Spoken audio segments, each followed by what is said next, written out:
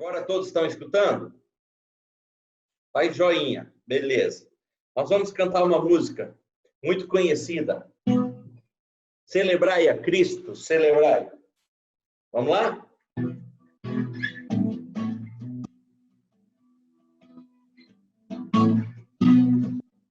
Celebrai a Cristo, celebrai.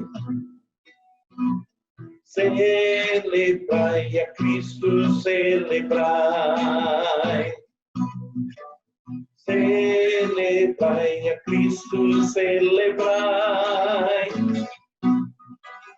Celebrai a Cristo, celebrai. Ressuscitou, ressuscitou, ressuscitou. Hoje vive para sempre. Ressuscitou, ressuscitou. Hoje vive para sempre. Vamos celebrar, vamos celebrar, vamos celebrar. Ressuscitou o Senhor. Celebrai a Cristo. Celebrai a Cristo, celebrai. Celebrai a Cristo, celebrai. Celebrai a Cristo, celebrai. Celebrai a Cristo, celebrai. Ressuscitou, ressuscitou. Hoje vive para sempre. Ressuscitou, ressuscitou. Hoje vive para sempre. Vamos celebrar, vamos celebrar, vamos celebrar.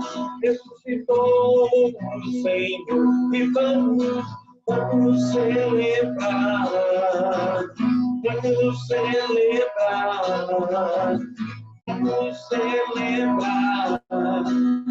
Ressuscitou o Senhor. Glória a Deus, nosso Jesus vive, ele ressuscitou, vitorioso sobre todas as coisas.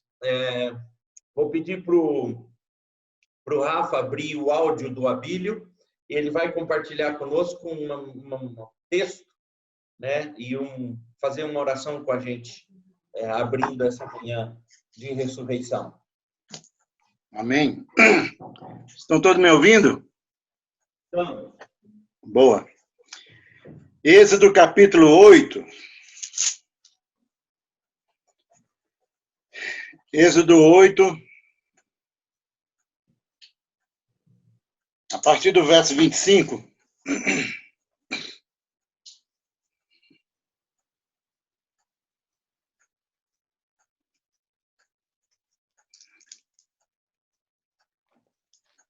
Vou ler o 25, 26 e o 27.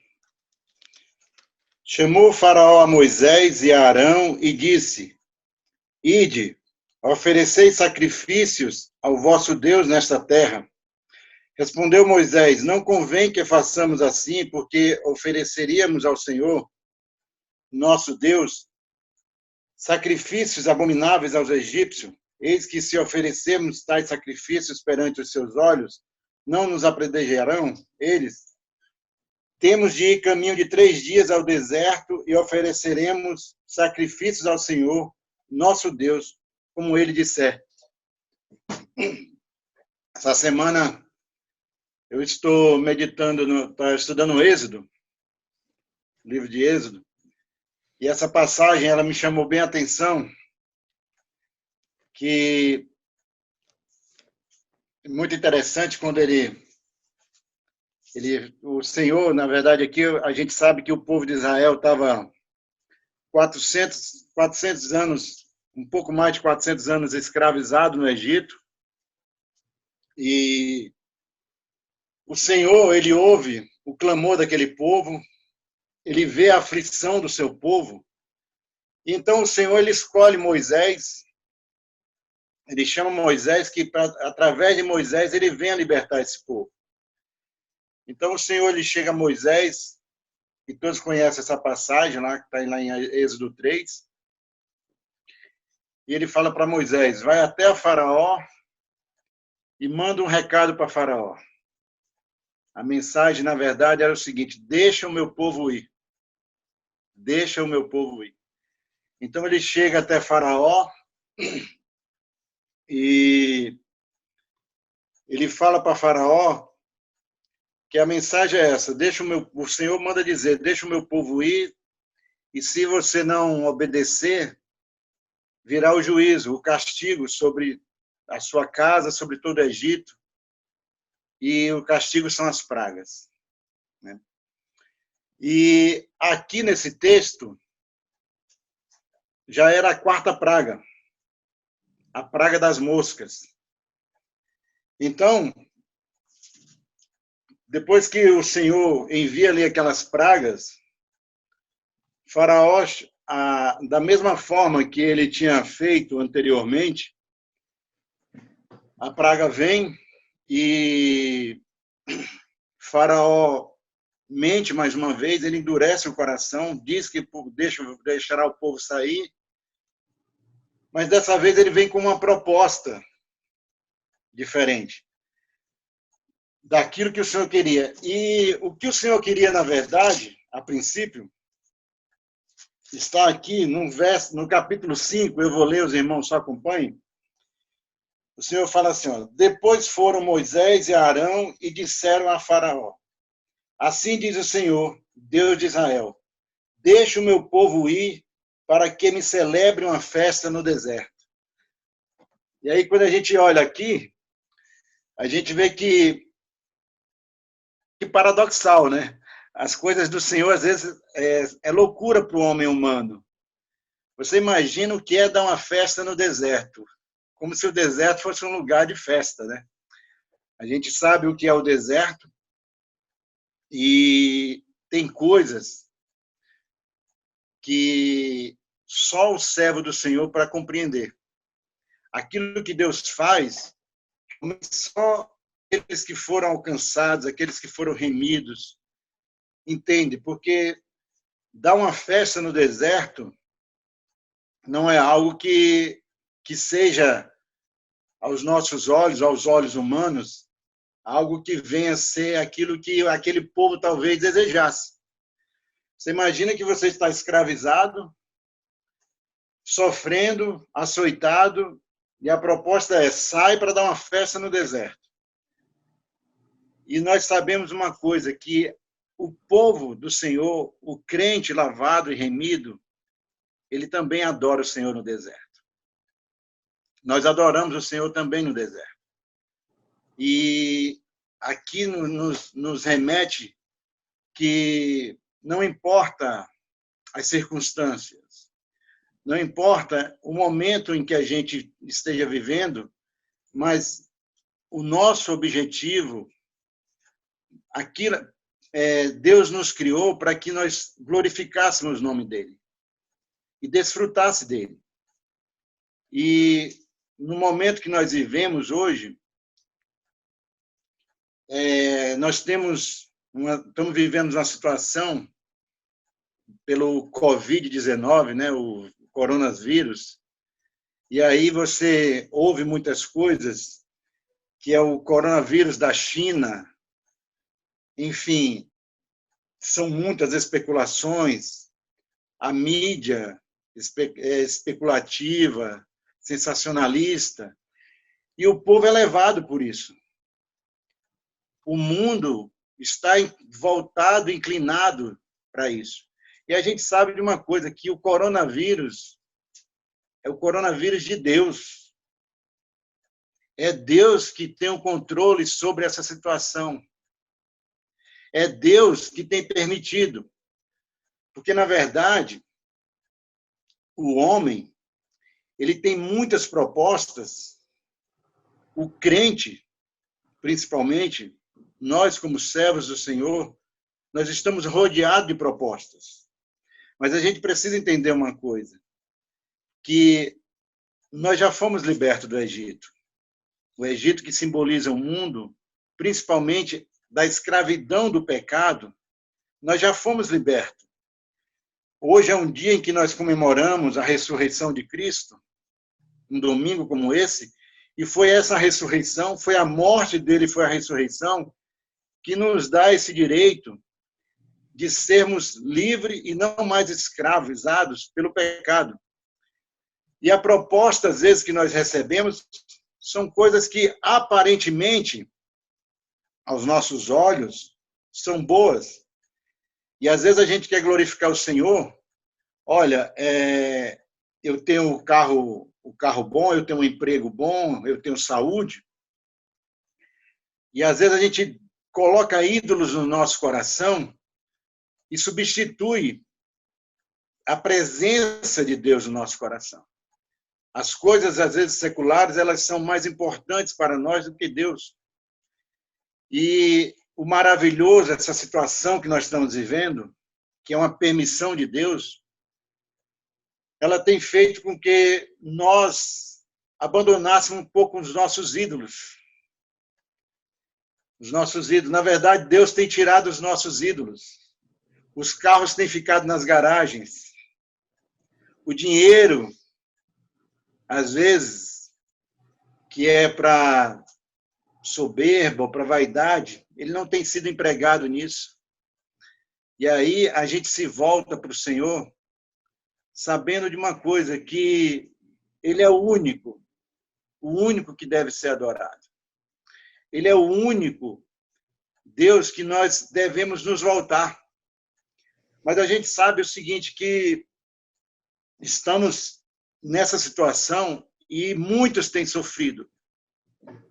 O mundo ele está em desespero, as pessoas não sabem o que fazer e, às vezes, elas ficam sem opção.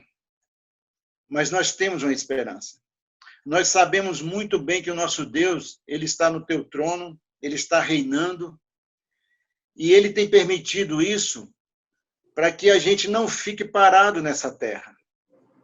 Porque, apesar de nós estarmos em quarentena, mas nós temos, sim, como adorar o nosso Deus. É no deserto? É no deserto. É um deserto. Não é uma situação favorável. Como nós queríamos estar na igreja, né? O Rafael fez quarta-feira dentro da igreja, teve esse privilégio, né, Rafael? E a gente gostaria de estar ali. É gostoso abraçar os irmãos, é gostoso louvar o Senhor em comunhão com os irmãos, mas louvado seja o nome do Senhor, que a igreja do Senhor não para. A igreja do Senhor, como diz Jesus lá, que as portas do inferno não prevalecerão contra a igreja do Senhor. E nós temos vivido isso. Nós não podemos abraçar pessoalmente, fisicamente, mas nós temos nos abraçado por telefone, por mensagens. Nós temos usado essa ferramenta em que a palavra do Senhor tem sido proclamada. Temos, sim, a igreja do Senhor, ela tem sido despertada. Aqueles irmãos que estão passando por necessidade diante dessa situação, a igreja tem, sim, se mobilizado, ela tem ajudado, tem cooperado. Por quê? Porque esse é o trabalho da igreja. E não é simplesmente um vírus ou qualquer coisa que vai impedir do povo de Deus adorar, de oferecer sacrifício ao Senhor. Então, essa é a mensagem que eu tenho, que apesar desse deserto, uma coisa é certa, nada nos impedirá de oferecermos sacrifício ao nosso Deus. Ainda que a proposta de Faraó fosse uma proposta até apreciável, mas não é segundo o que o Faraó queria, não é o que o mundo dita para nós, mas é como Moisés e Arão falou, nós vamos adorar o nosso Deus como ele disser. E tem que ser como o Senhor nos disser. Amém? Que o Senhor nos abençoe. Vamos agora curvar as nossas cabeças, vamos orar? Pode. Pai querido, nós te louvamos, Senhor. Nós te bendizemos, porque o Senhor tem nos ensinado a te amar. O Senhor tem nos dado o privilégio de estarmos oferecendo a nossa vida, o nosso louvor, a nossa adoração ao Senhor. Queremos te pedir nesta manhã que o Senhor perdoe os nossos pecados, meu Pai.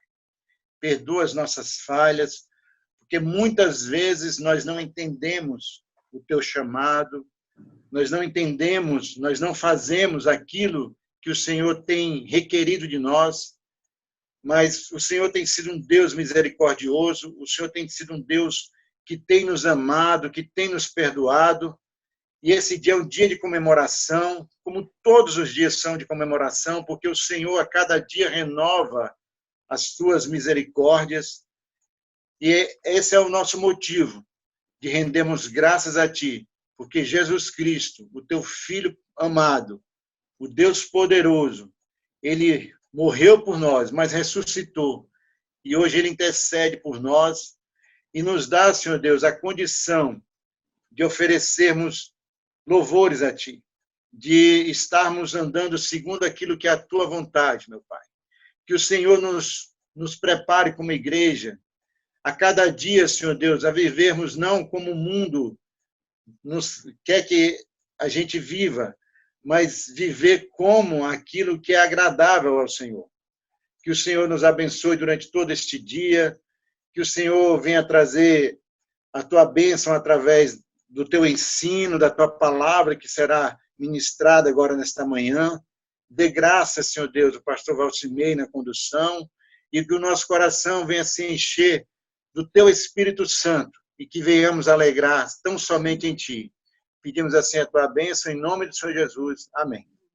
Amém. Obrigado, Abílio. Deus abençoe a sua vida. Né? Amém. Muito boa essa ministração nessa manhã. E vamos imediatamente aí ao nosso estudo, nossa lição de hoje. Eu creio que vocês estão vendo aí já. Tá compartilhado com todo mundo? Todos estão percebendo aí o nosso tema hoje? Certo? Ok. Nós vamos falar do estado do homem depois da morte e da ressurreição dos mortos. Eu quero, de forma especial, foi proposital falar sobre isso nessa manhã, por conta do momento em que nós estamos vivendo. Nós estamos hoje no domingo de Páscoa, domingo da ressurreição, e propositadamente eu escolhi esse assunto da Confissão de Fé de Westminster, capítulo 32, é um capítulo bem curtinho, mas ele vai falar diretamente e indiretamente a respeito do valor da ressurreição de Cristo para nós. Mas antes, como um texto geral, eu gostaria de ler Isaías 53, 10, 11 e 12. Todavia ao Senhor agradou moê-lo, fazendo-o enfermar, quando der ele a sua alma como oferta pelo pecado. Verá sua posteridade, prolongará os seus dias, e a vontade do Senhor prosperará nas suas mãos. Ele verá o fruto do penoso trabalho de sua alma, e ficará satisfeito. O meu servo, o justo, com o seu conhecimento, justificará a muitos, porque as iniquidades deles levará sobre si. Por isso eu lhes darei muito como sua parte, e com os poderosos repartirá ele o despojo, porquanto derramou a sua alma na morte, foi contado com os transgressores. Contudo, levou sobre si o pecado de muitos, e pelos transgressores intercedeu. É interessante esse texto, porque no final ele fala a respeito do sacrifício vicário, da morte de Cristo, e que nessa morte ele conquistou, e a palavra de Deus, nesse último versículo 12, diz que ele não levou sobre si o pecado de todos, mas o pecado de muitos, e pelos transgressores intercedeu.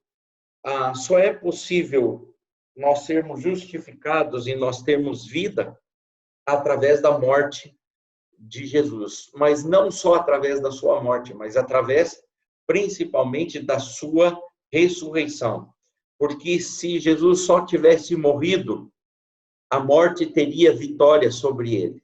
E a morte não teve vitória sobre ele. Nós sabemos que a vitória foi de Jesus Cristo. Então, a partir daí, nós entendemos que a realidade da ressurreição só é possível a partir da ressurreição do próprio Jesus Cristo. E com essa compreensão, esse entendimento, é que eu gostaria de tratar esse assunto com vocês, do estado do homem depois da morte e da ressurreição dos mortos. Vamos lá, então. Eu vou pedir a participação de vocês. Então, de vez em quando, eu vou pedir para uma pessoa ler aqui para a gente. Todo mundo tem o texto aí? Paulo Sérgio, você pode ler para a gente essa introdução, por favor?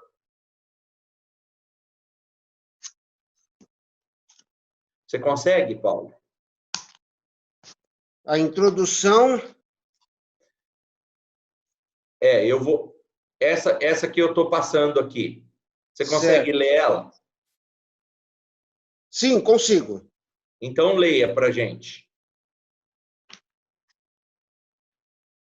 Introdução. A alma humana não é a soma total de quem nós é a melhor parte do que somos, como alguns filósofos e teólogos têm pensado. Nós somos, afinal, deliberadamente almas corporificadas, né? Almas corporificadas. E a separação do corpo e da alma é temporária e não eterna. Uma distorção não natural do que deve ser e será somente tornada possível pelo miraculoso poder do próprio Deus na janela de tempo entre a morte e a ressurreição. Continua. Nós somos almas corporificadas, e separação entre corpo e alma na morte só pode ser compreendida como consequência da queda da humanidade, e não como consequência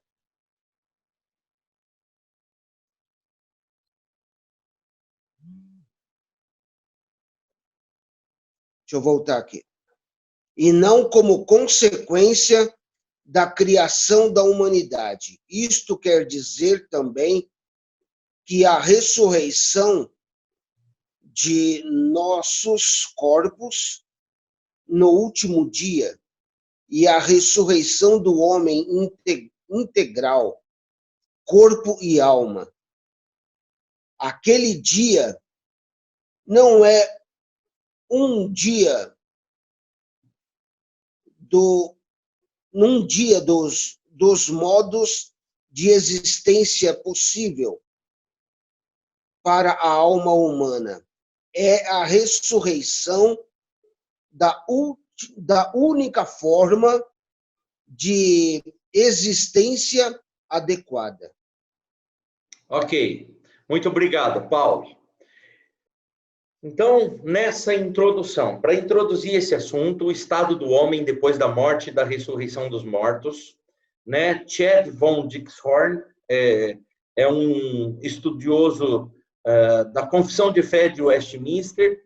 Ele diz assim, então, que a alma humana não é a soma total de quem nós somos. Ou seja, a alma humana, ela não sintetiza a nossa existência, não é aquilo tudo, ou não compreende a nossa totalidade, nem é a melhor parte do que somos. Então, alguns filósofos e teólogos, eles defendem essa tese, de que a nossa alma é a melhor parte daquilo que a gente é, né?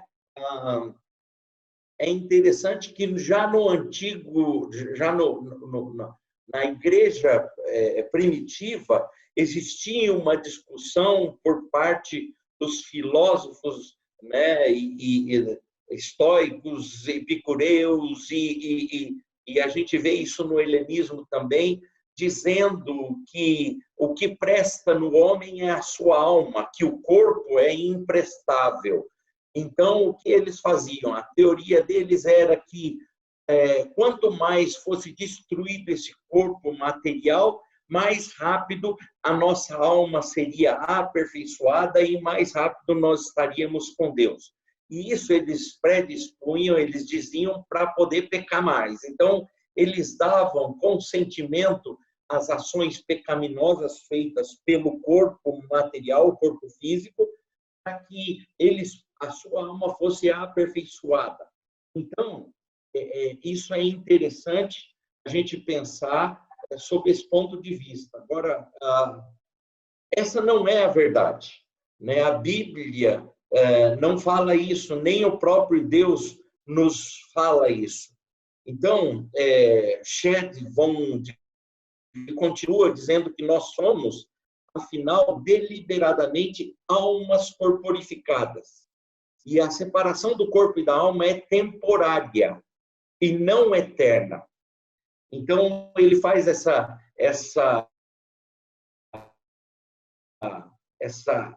colocação exatamente desse período entre a morte física e a vida espiritual. Ele diz que é uma separação temporária entre alma e corpo, uma distorção não natural do que devia ser, e será somente tornada possível pelo miraculoso poder do próprio Deus na janela do tempo entre a morte e a ressurreição. Né? E aí ele está falando que Deus é quem sustenta, Deus é quem designa, Deus é quem define o que se dará nesse tempo, entre a morte física e o momento da ressurreição. Nós somos almas corporificadas. A separação entre corpo e alma na morte só pode ser compreendida como consequência da queda da humanidade e não como consequência da criação da humanidade. Então, veja bem, essa separação entre corpo físico, corpo material e a alma, ela só pode ser entendida a partir da queda no pecado, ou a queda da humanidade, ou aquele pecado conhecido como pecado de Adão, e não como consequência da criação da humanidade por Deus. Então, o que ele está querendo dizer é que a morte é algo criado, algo surgido a partir do momento do pecado ou da queda do homem. Isso quer dizer também que a ressurreição dos nossos corpos no último dia e a reunião do homem integral, corpo e alma, naquele dia, ou seja, no dia da ressurreição, não é um dos modos de existências possíveis para a alma humana. O que ele está querendo dizer aí é essas teorias que surgem ainda nos dias de hoje, já surgiam no passado e surgem nos dias de hoje a respeito da vida eterna, ou da restauração da eternidade no homem. E aí ele apresenta e se apresenta para nós muitas teorias, como é possível ter a salvação. E aí uns falam de nirvana, outros falam da iluminação, outros falam, e assim por diante. São muitas teorias possíveis que existem, que o homem, nas suas imaginações, eles criam para dizer a respeito da restauração total dessa questão do que era perfeito antes da queda. Então, como é possível viver no paraíso com Deus, e outros falam na luz, e nós falamos na eternidade com Deus.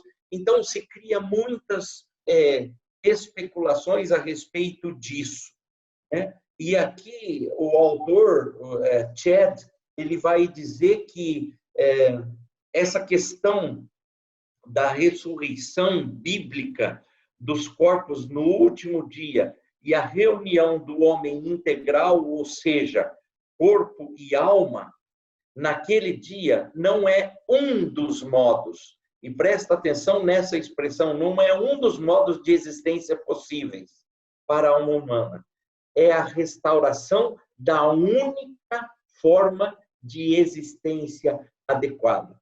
Então, claramente, se apresenta para nós e para o ser humano não como uma opção, essa questão da morte física e depois da ressurreição no último dia, ela não se apresenta como uma das opções no mundo de hoje, ou na Terra, ou no tempo que nós vivemos, mas é a única forma de existência. E isso contribui para nós dizermos que a palavra está correta e nós estamos caminhando no caminho correto, que é o caminho da serviência, ou ser servo do próprio Jesus Cristo, recebendo Ele como Senhor e Salvador, confiando a Ele o nosso futuro eterno, certo?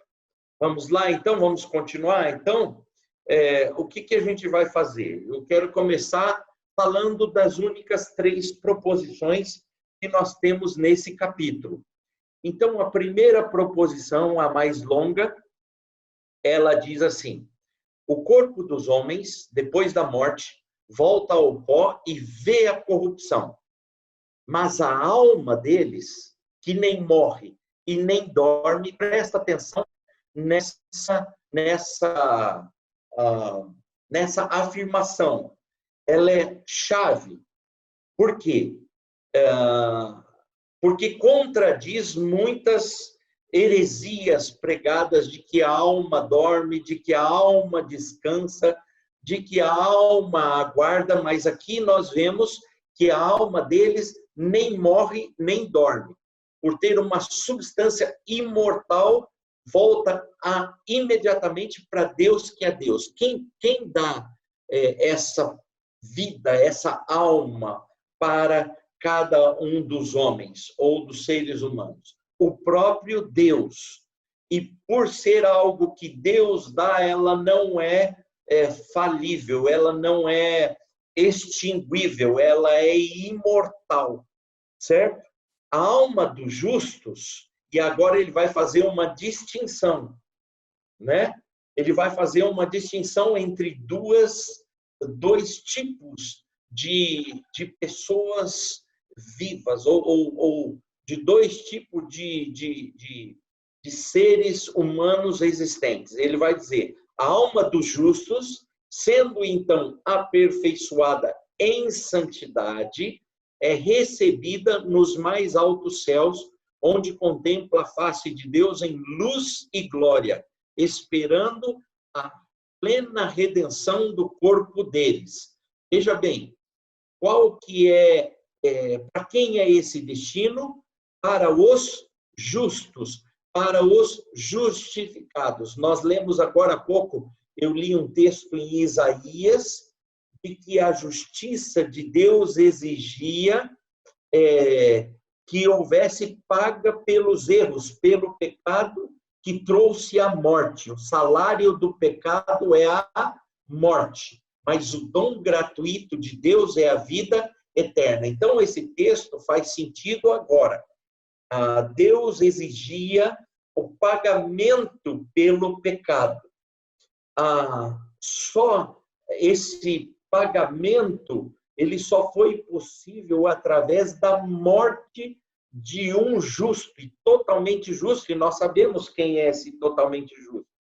Esse totalmente justo é Jesus Cristo, que morreu e pagou. E é lá em Isaías, antes da própria vinda do Messias, antes da própria vinda de Jesus, o profeta já declarava isso, que ele viria, o seu corpo seria moído e ele, através do seu sofrimento, traria cura. E aquela cura, no sentido espiritual, é salvação para a alma de quem? Dos justos.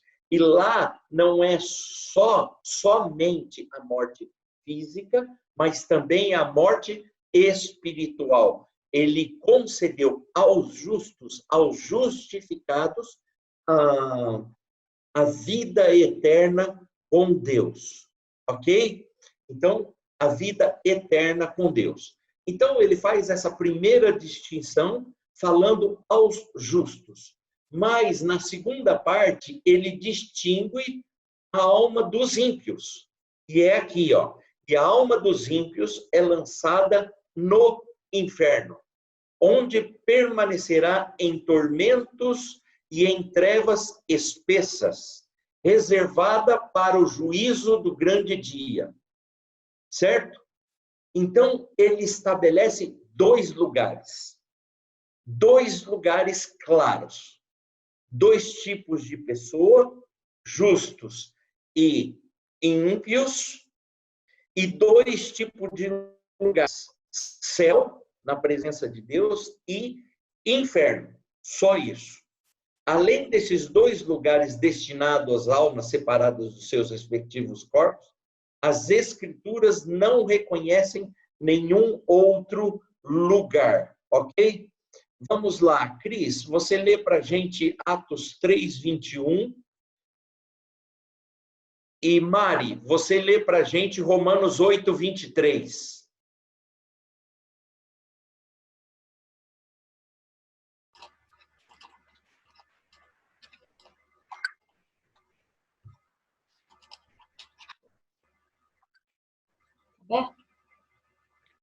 Cris. Ao qual é necessário que o céu receba até aos tempos da ressurreição, até aos tempos da restauração de todas as coisas, de que Deus falou por boca dos seus santos profetas desde a antiguidade. Tá, esse é Atos 3, 21. Mari, lê Romanos 8, 23. Mas também nós, que temos as primícias... Volta um pouquinho, que cortou. Desculpa. E não somente ela, mas também nós, que temos as primícias do Espírito, igualmente gememos em nosso íntimo, aguardando a adoção de filhos, a redenção do corpo. A redenção do corpo, a adoção de filhos, ok? Então, vamos lá. Lidos os dois textos que sintetizam essa primeira proposição, e temos outros textos aí, eu vou mandar isso aqui depois para vocês em PDF, tá? Vamos para a segunda proposição. E aqui nesse quadro eu tenho as outras duas proposições que são mais curtas. Segunda proposição: no último dia, os que estiverem vivos não morrerão. Que último dia é esse? O último dia é o dia do juízo, né? O dia da volta do Senhor. Os que estiverem vivos não morrerão, mas serão mudados. todos os mortos serão ressuscitados com seu próprio corpo, e não outro, embora com qualidades diferentes, e se unirão novamente à sua alma para sempre. Ok? Vamos lá? Deixa eu ver aqui quem pode ler esse texto para a gente. Vamos voltando. 1 Coríntios 15, 51 e 52. Jefferson.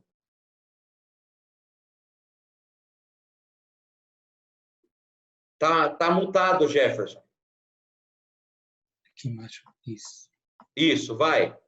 Eis que vos digo um mistério, nem todos dormiremos, mas transformados seremos todos. No momento, no abrir e fechar de olhos, ao ressoar da última trombeta, a trombeta soará, os mortos ressuscitarão incorruptíveis e nós seremos transformados. Exatamente. Então, isso nós temos nesse versículo nós temos a comprovação do que diz essa proposição segunda, que quem estiver vivo será transformado. Nem todos. Quando a palavra e o versículo usa a expressão dormem, não significa dormir como a gente entende, deitar à noite e dormir. Mas esse dormir aí significa a morte física, tá, do corpo. Isso que é o significado. Então, quando ele diz isso, ele está dizendo que aqueles que não morrerem, eles serão transformados. Tá? Ok, terceira proposição. O corpo dos injustos será pelo poder de Cristo. E que poder de Cristo é esse? Esse poder do Cristo ressuscitado. Esse poder que nós estamos celebrando hoje, a autoridade conquistada por Cristo na sua morte e ressurreição. Então, o corpo dos injustos será pelo Cristo, da mesma forma que os justos, pelo poder de Cristo, ressuscitado para a desonra. E agora, a ressurreição dos injustos será para desonra. O corpo dos justos será pelo seu Espírito, ou seja, o Espírito de Deus, ressuscitado para a honra e para ser semelhante ao próprio corpo glorioso de Cristo. Então, aqui faz novamente, nessa proposição, a distinção entre as duas, ou os dois tipos de pessoas, o justo e o injusto, e a destinação desses dois tipos de pessoas. João 5, 28 e 29, por favor, Mateus, lê para a gente. Mateus Cunha. João 5, 28 e 29. Tem que dizer, é isso, vai. Não vos maravilheis disto, porque vem a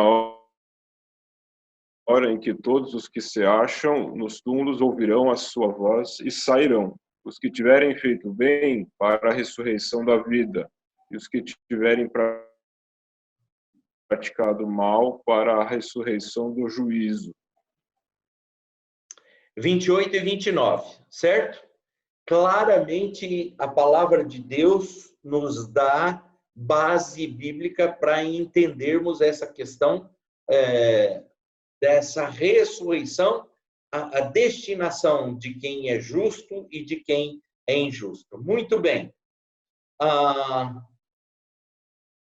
Existe uma afirmação de David Clark, e ela fala assim: só pode ressuscitar aquilo que foi sepultado. A palavra requer enterramento prévio. Não se pode falar da ressurreição da alma. O que ele está querendo dizer aqui?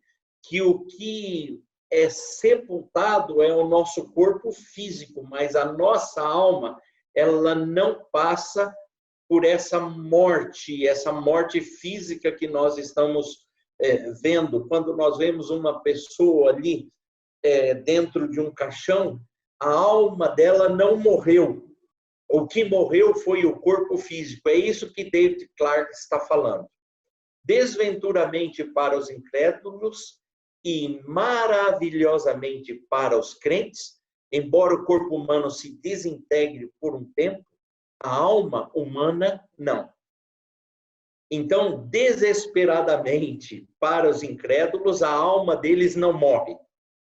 E maravilhosamente para os cristãos, a alma deles também não morre. Um aspecto totalmente consciente de cada um de nós nunca morre. De fato, nem mesmo dorme. Nós temos em nossa essência o que pode ser chamado de uma subsistência imortal, que continua a existir e nunca é aniquilada. Isso faz com que todo o ser humano, e aí chegamos num ponto onde não existe uma resposta a não ser pela fé e pela palavra de Deus. Em algum momento, todo o ser humano tem que confessar que a sua alma tem um destino. E aí é que é o ponto do conflito entre quem crê e quem não crê, quem recebe e quem não recebe a palavra de Deus e a fé em Jesus Cristo. Por quê? Porque esse é o momento onde é necessário dar uma resposta sobre o destino da sua alma, sobre o destino eterno, inclusive daquilo que é deteriorado pela morte, que é o nosso corpo físico. O homem só consegue ser homem total na existência do seu corpo físico com a sua alma. Uma alma vagando por aí, e há quem tem fantasmas, que a alma volta, que a alma fala, que isso não é bíblico. Só é possível a existência de uma personalidade, de uma pessoa na coexistência da alma com o corpo físico. E a partir desse momento, quando isso é separado pela morte física, fica uma pergunta: para onde vai a alma? Qual o destino da alma? Qual o destino final de cada um de nós, né? E aí, vamos continuar. Deixa eu ver aqui onde eu parei. Deixa eu fazer uma pergunta. Uma pergunta para vocês. Nós somos corpos com alma ou alma com corpos? Me respondam isso. O que vocês acham? Está tudo fechado. Nós somos corpo com alma ou alma com corpo? Pense um pouco aí. Rafa, abre para gente. Abrir alguém. O Jefferson vai responder, Jefferson? Jefferson não quer responder? Vai lá, gente. Abílio, nós somos... Pastor. Peraí. Oi, Selma. Eu acho que nós somos alma com corpos. Não sei. Porque, como o senhor está explicando, a alma ela não perece. Ela não corrompe, não é isso? Se eu estiver errado, desculpa. Já vai explicando aí. Alguém discorda? Eu concordo com a Selma. Ah, ok. Quem concorda? Eu já digo aqui, pastor, Oi. que nós somos corpo com alma. Porque quando Deus formou Adão, fez o seu corpo e soprou nele a vida. Tá. Então, por soprar a vida, colocou nele a alma vivente. Ah, Então, primeiro vem o corpo, para depois a alma. tá. Eu entendo desta forma. Porque na palavra diz assim, que antes que fosse formado, eu já te escolhi. Ela que está dizendo. Ok. A Solange disse que a palavra diz que antes que houvesse corpo, ou seja, antes que você existisse, Deus já havia escolhido. Certo? Então, boa questão, não é boa questão? Essa é uma boa questão para a gente pensar. Mas a Selma está certa. Nós somos alma com corpos, e não corpos com alma. E vou provar isso através da confissão de fé de Westminster. É interessante. Certo? Vamos ver, então. Vamos continuar. Está passando uma ambulância aqui. Em nosso estado natural ou nativo, somos almas com corpos. Somente no período entre a ressurreição, um ser humano existe. Temporariamente, como uma alma sem corpo. E aqui é uma alma, não um alma. Em nosso estado, vou ler de novo. Em nosso estado natural ou nativo, somos almas com corpos. Somente no período entre a ressurreição, um ser humano existe. Temporariamente, como uma alma sem corpo. Por quê? E agora eu vou considerar as respostas entre a resposta da Selma, a resposta do Paulo, e entre a resposta e a colocação da Solange. A Solange tem razão, e ela responde à colocação tanto da Selma como a do Paulo. Por quê? Porque a alma já existe.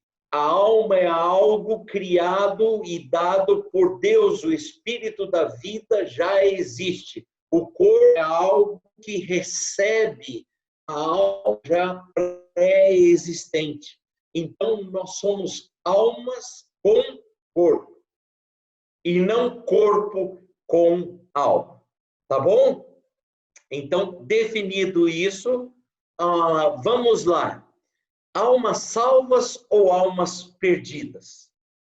Para aqueles que têm buscado por sua justiça em Cristo, encontrar Deus, o juiz de todos, constitui um avanço espetacular em felicidade, porque as almas daqueles que são declarados justos, na verdade, se tornam aperfeiçoados em santidade. E é importante destacar esse processo da santificação, porque o processo da santificação que nós conversamos já numa aula anterior aperfeiçoa, na verdade, os justos.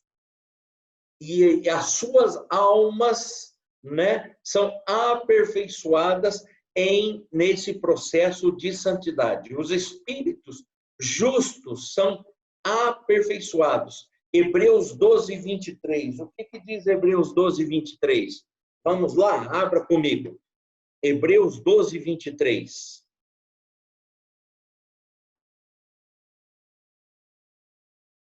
Diz assim a palavra do Senhor. E igreja dos primogênitos arrolados nos céus, e a Deus, o juiz de todos, e aos espíritos dos justos aperfeiçoados, né?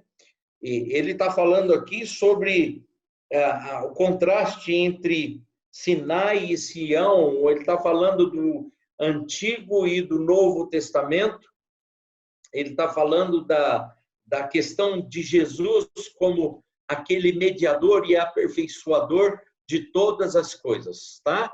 Ele está falando que em Cristo, ou seja, em Cristo nós conseguimos justificação para as nossas vidas e a partir dessa justificação, nós somos aperfeiçoados no processo de santidade, e a nosso espírito, e aqui diz bem claro isso, né?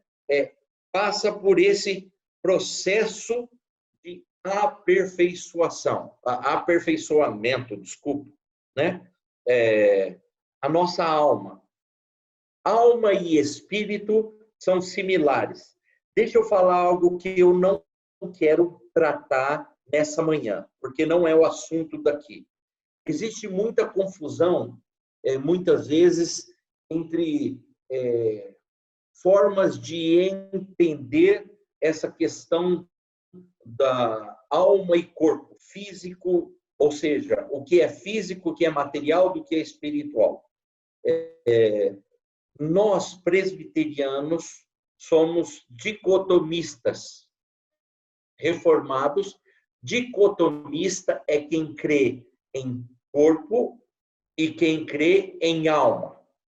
Para os dicotomistas, alma e espírito são a mesma coisa. Diferente dos tricotomistas, que eles consideram existir três: corpo, alma e espírito.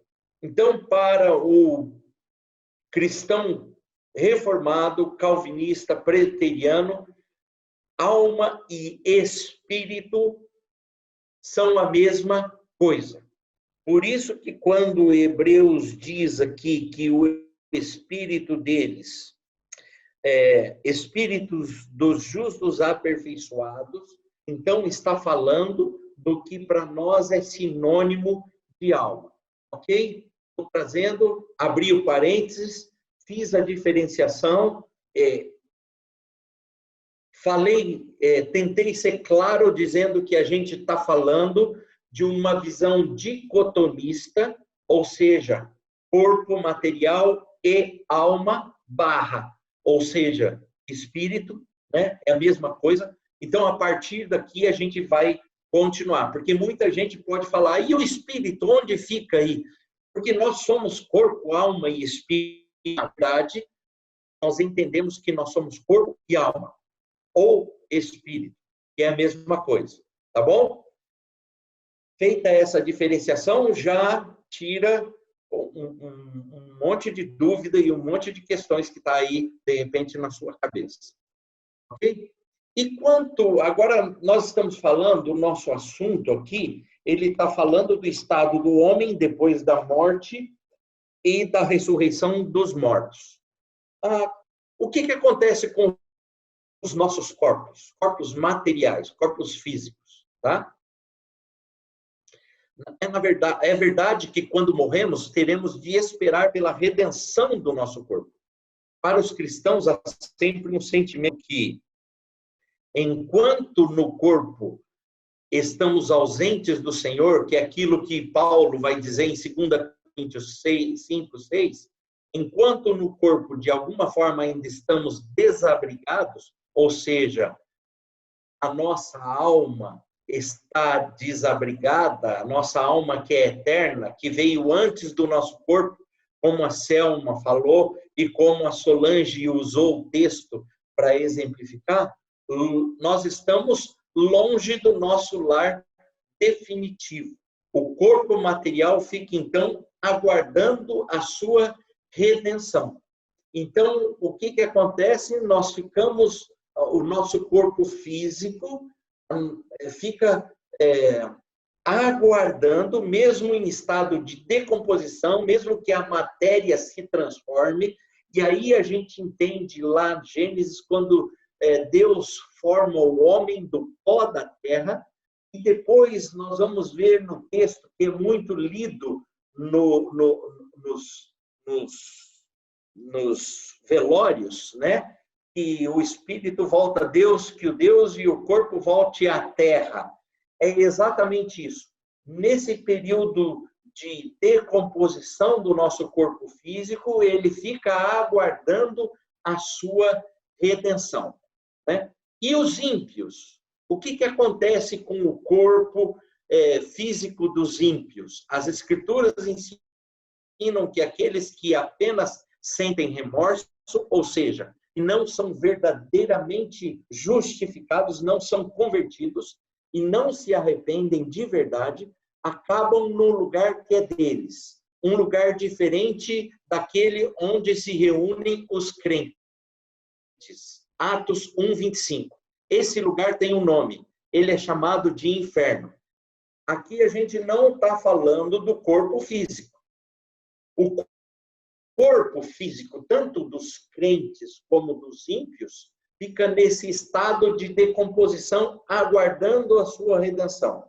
Agora, existe uma diferença entre o que vai acontecer posteriormente, lá na frente, no processo da redenção, com os corpos de quem é ímpio e de quem é justo. Agora, com relação à alma do ímpio, essa vai direto para o inferno. É isso que diz, né? As almas, e aqui ele fala bem claro disso, das pessoas impenitentes, ou seja, dos ímpios, permanecem lá, permanecem no inferno. Lembra do texto que vai exemplificar isso muito? É do texto conhecido de Lázaro, né? De Lázaro e o rico. E a palavra diz que o rico lá do Hades, do inferno, ele clama para o outro lado: por favor, eu quero voltar, manda alguém para levar essa mensagem, não tem jeito de sair daqui. Ou seja, ele estava preso ali, ele permanece lá. Seus corpos, e agora fala dos corpos dos ímpios, aguardam igualmente a ressurreição no último dia para unirem-se à alma para o quê? O sofrimento eterno. Certo? Ok? Alguma dúvida até aqui, gente? Alguma dúvida? Eu não consigo ver todo mundo aqui, que eu tenho que ficar rolando a barra aqui. Mas eu acredito que não tem dúvida. Vamos seguir, então? Existe um lugar intermediário? Existe um lugar, então, que a alma fica esperando, principalmente a alma dos ímpios, fica esperando o aperfeiçoamento. Eu fui ruim, vou voltar na alma de um cachorro. Aí vou ter que sofrer e depois aí eu vou aperfeiçoando, aí eu vou para um coelhinho que é um pouco melhor, depois eu reencarno numa pessoa melhor, aí eu vou ser bom até ser totalmente iluminado. Existe isso? Não. Existe o lugar chamado purgatório, onde eu vou ficar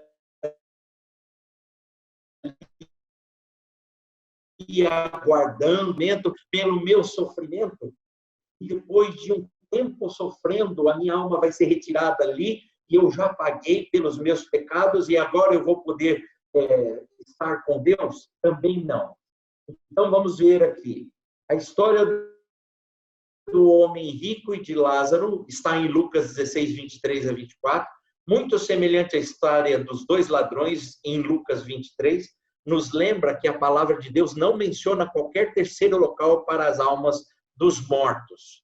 O purgatório e o limbus patrum não são retratados na Bíblia. Não há nenhum outro lugar mencionado além do céu e do inferno. Pronto, acabou. Simples, objetivo, direto. Céu e inferno. E além desses dois lugares destinados às almas separadas dos seus respectivos corpos, a Escritura não reconhece nenhum outro lugar. Qual que é a expectativa, né? Então, isso faz com que tenhamos uma expectativa. Que expectativa é essa? A história do mundo tem um ponto final. Assim como houve um primeiro dia, haverá também um último dia, a volta de Cristo. Nesse dia, todos ressuscitarão. Isso está em Atos 24, 15. Essa é a expectativa que nós cristãos, nós justificados temos, certo? E existe também, por parte do ímpio, uma expectativa de onde nós vamos chegar, de que esse mundo vil, esse mundo pecador, esse mundo corrompido, um dia tem que terminar para que haja paz na terra. Essa é a expectativa também do mundo. A expectativa, na verdade, para o cristão é da volta de Cristo, e para o não cristão, para o ímpio, é da restauração de todas as coisas e de pacificação de todas as coisas. Agora, surge uma pergunta. Se a volta de Cristo é real, se esse dia onde todas as coisas serão restauradas é real, o que vai acontecer com aqueles que não passarem pelo processo da morte nesse dia, né? E os vivos nesse dia? Então a resposta é a seguinte: no último dia haverá pessoas, talvez muitas pessoas que estarão vivas. É extremamente difícil saber se os incrédulos que ainda estiverem vivos, quando Cristo retornar, permanecerão vivos ou serão aniquilados diante dele, apenas para serem rapidamente ressuscitados a fim de encará-lo no julgamento. Então, isso aqui é relativo só aos ímpios. Aos ímpios que estiverem vivos no dia da volta, ou no juízo final, no dia da volta de Cristo. O que vai acontecer? Na verdade, nós não temos claro sobre isso, mas o autor e o comentarista da Confissão de Fé, ele diz que é possível que eles serão aniquilados para rapidamente serem ressuscitados. Isso com os ímpios. Contudo, aos crentes vivos naquele dia, nunca irão experimentar a morte. Eles começarão a desfrutar uma eternidade de comunhão com Cristo naquele exato momento. A transformação será instantânea. Isso está lá em 1 Tessalonicenses, Tessalonicenses 17. Então, Cristo e a ressurreição de Cristo, e agora entra o que eu gostaria de falar sobre essa questão do estado do homem depois da morte, da ressurreição dos mortos. E Cristo é a chave para essa ressurreição. A ressurreição de Cristo for corporal e, portanto, também devem sê-lo todas as demais ressurreições. Romanos 8:11. Vamos lá? Romanos 8:11, eu quero ler esse texto e já deixem aberto que nós vamos ler logo mais Romanos 8:23. Romanos 8:11. Diz assim: se habita em vós o Espírito daquele que ressuscitou a Jesus dentre os mortos, esse mesmo que ressuscitou a Cristo Jesus dentre os mortos, vivificará também o vosso corpo mortal, por meio do seu Espírito que em vós habita. Uma observação: quem ressuscitou Jesus não foi o próprio Jesus, foi Deus quem o ressuscitou. Mas através da ressurreição de Jesus Cristo por Deus, nós também temos a promessa dessa ressurreição em nós mesmos, ou seja, aqueles eleitos e também os não eleitos, eles serão ressuscitados através da autoridade ou daquilo que foi conquistado na ressurreição de Jesus. Por isso, esse dia que nós comemoramos hoje é tão importante, não só para nós, mas na criação, em todas as coisas, né? Se a gente achar que a morte de Jesus, ela só é interessante, e a sua ressurreição só é interessante para a nossa salvação, para que a gente esteja um dia eternamente com Deus, nós acabamos barateando a ressurreição de Jesus. Porque na ressurreição de Jesus, é claro que isso também nós seremos vivificados e nós seremos para sempre, estaremos para sempre com Deus na eternidade, mas essa ressurreição de Jesus na cruz tem um valor para a restauração também de todas as coisas. Olha que interessante isso, né? Inclusive da própria criação. A palavra diz em um texto que a criação geme aguardando o dia da sua redenção. Isso é muito interessante. Todas essas coisas foram conquistadas por Jesus Cristo na cruz do Calvário e na sua ressurreição, fato que nós celebramos no dia de hoje. Então, isso é motivo de alegria.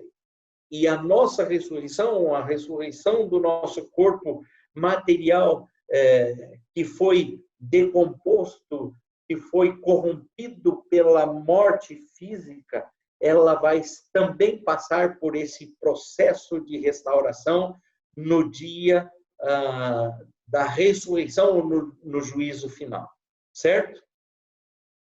Então, são necessários o corpo e a alma para constituírem a nossa personalidade completa.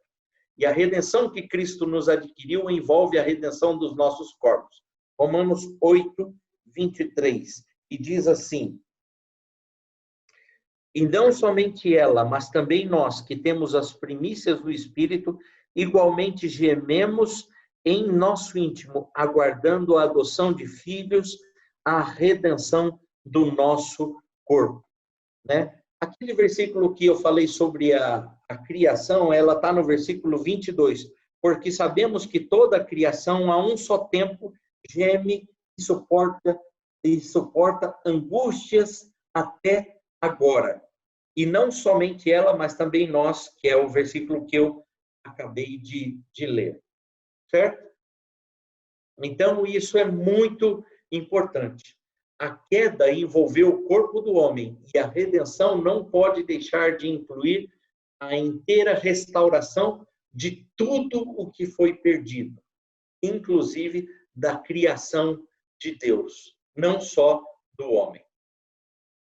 Ressurreição, honra e honra. Os mortos serão ressuscitados com seu próprio corpo, o que eles tinham quando estavam vivos. E aqui vai uma piadinha de mau gosto, né, para todos vocês. Se você não gosta do seu corpo, do jeito que é, se você não se aceita do jeito que Deus te fez, você precisa orar bastante, porque você vai ressuscitar exatamente com esse corpo que Deus te deu, né? Então, trate de começar a gostar daquilo que Deus te deu e de como você foi feito. É claro, isso é uma piada, porque nós seremos transformados, né? Nosso corpo será transformado, nossas imperfeições serão aperfeiçoadas, né? O que é aleijado não vai ser aleijado, o que é cego não vai ser cego. A palavra nos diz isso, nós estaremos perfeitos, estaremos aperfeiçoados diante de Deus, restaurados, né? Então, os mortos, voltando para lá, serão ressuscitados com seu próprio corpo, que eles tinham quando estavam vivos. Compreender isso pode ocorrer, compreender como isso pode ocorrer com os corpos que foram arruinados e destruídos, primeiro nessa vida e depois completamente no túmulo, é desafiador. Mas em Jó 19, 26 e 27, vemos que isso será possível. Sim, a ressurreição será uma ressurreição tanto de justos como de injustos. Nós já vimos isso em Atos 24, 15. A diferença é, aos justos, o corpo do justo será, pelo Espírito de Deus, ressuscitado para a honra e para ser semelhante ao próprio corpo glorioso de Cristo, ou seja, corpos caracterizados pela glória e poder do reino espiritual. Isso está lá em 1 Coríntios 15, 42 a 44. E aos ímpios, sim, pelo poder de Cristo, os corpos daqueles que são injustos serão trazidos de volta à vida. No entanto, não há nenhuma promessa de poder, glória ou qualquer bem para essas pessoas ressuscitadas e reunidas aos seus corpos. As Escrituras dizem que eles serão submetidos a juízo ou desonra. Isso está lá em João 5, 28 e 29. Concluindo, poucas doutrinas são mais preciosas para o coração humano do que a doutrina da ressurreição. Por quê? Porque ela traz alegria da continuação da existência em corpo e em espírito. Ela prova a doutrina da imortalidade, a qual é muito preciosa, porque aquele que ama a vida anseia pela sua continuação. Terceiro, a doutrina da ressurreição pertence ao ministério da consolação, ao ministério da restauração, que é um ministério exclusivo de Jesus Cristo. Existe uma pergunta, e essa pergunta é a pergunta 38 do breve catecismo, e ela pergunta: quais as bênçãos que os fiéis recebem de Cristo na ressurreição? Esse Cristo que ressuscitou, que nós celebramos a sua ressurreição, e vive hoje. Quais as bênçãos que aqueles que são fiéis, ou seja, eu e você, daqueles que são lavados, redimidos, comprados, justificados pelo Cordeiro na sua morte e ressurreição? E a resposta é a seguinte: na ressurreição, os fiéis, sendo ressuscitados em glória, serão publicamente reconhecidos e absolvidos no dia do juízo e tornados perfeitamente felizes no pleno gozo de Deus para toda a eternidade. Meu querido,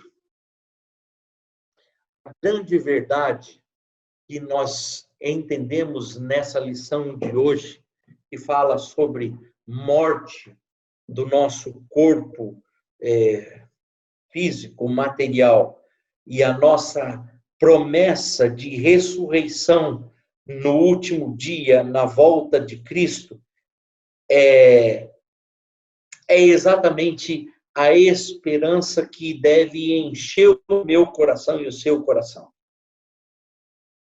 A certeza de que Jesus ressuscitou e essa vitória ganhou garantia da nossa ressurreição com Ele, da nossa restauração.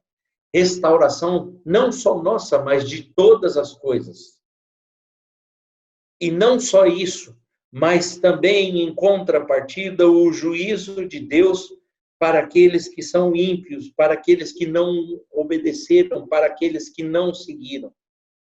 Eles também terão a restauração dos seus corpos feita, mas para juízo eterno, para condenação eterna, para sofrimento eterno. Uma coisa é real: a ressurreição de Cristo conquistou para toda a humanidade a certeza de que nós seremos restaurados. Eu e você seremos restaurados para a vida eterna com Deus. E aquele que não recebeu o Senhor será restaurado para sofrimento eterno.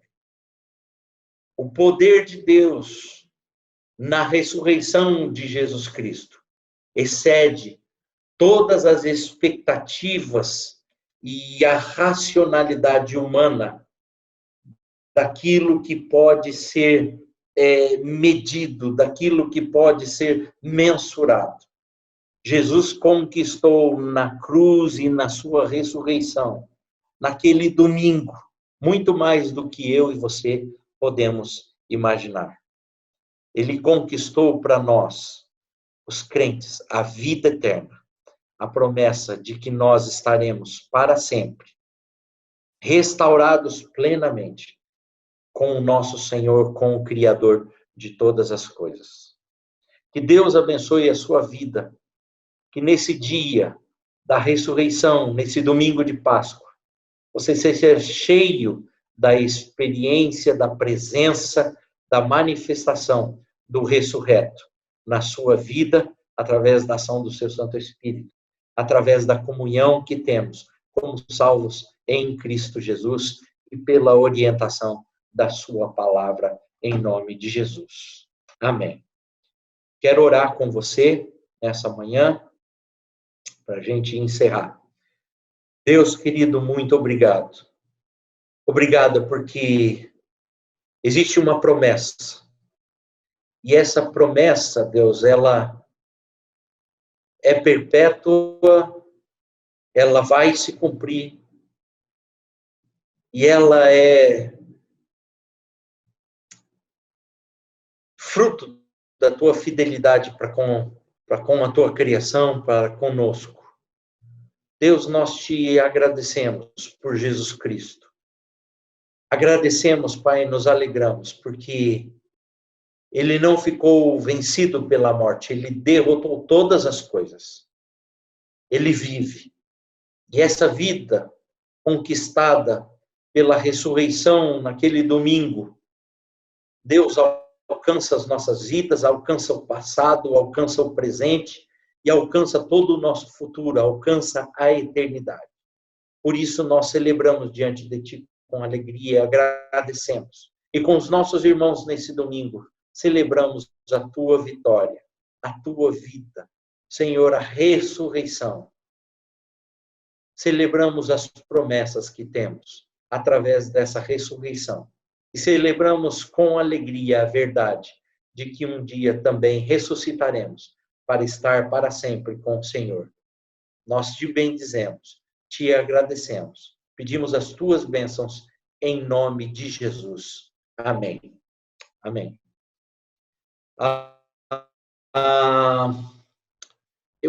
Hoje de manhã eu mandei um presentinho, que não tinha condições da gente mandar um presente para vocês.